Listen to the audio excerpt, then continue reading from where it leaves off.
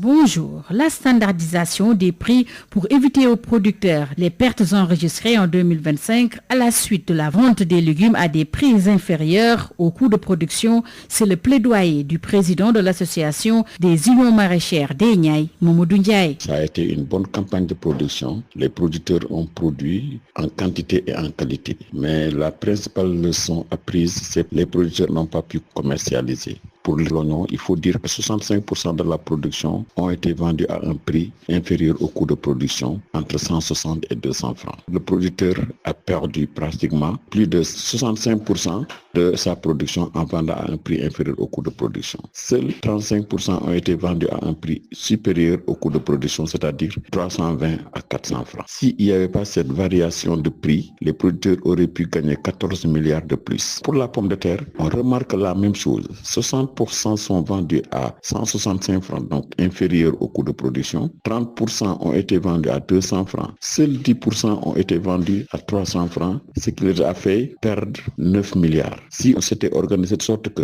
le prix plancher soit à 300 francs et que les producteurs vendent toute la production à 300 francs, ils auraient pu gagner en plus 9 milliards de francs CFA. Pour la carotte, nous remarquons la même chose. 50% ont été vendus à un prix plus ou moins égal, sinon supérieur au coût de production. La carotte par rapport à l'oignon et à la pomme de terre a été mieux vendue. Les producteurs ont perdu plus de 980 millions.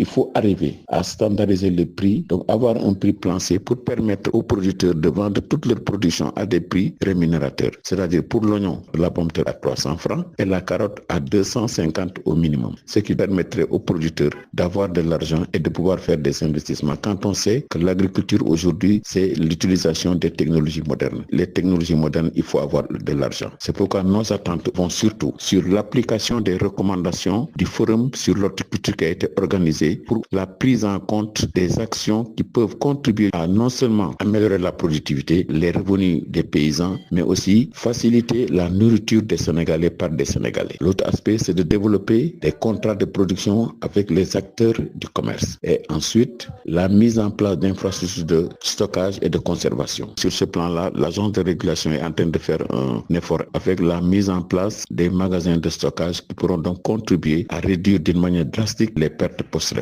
C'était Mamadou Ndiaye, le président de l'association des unions maraîchères des Niayes. Le journal de l'économie, c'est fini. Merci de votre fidélité.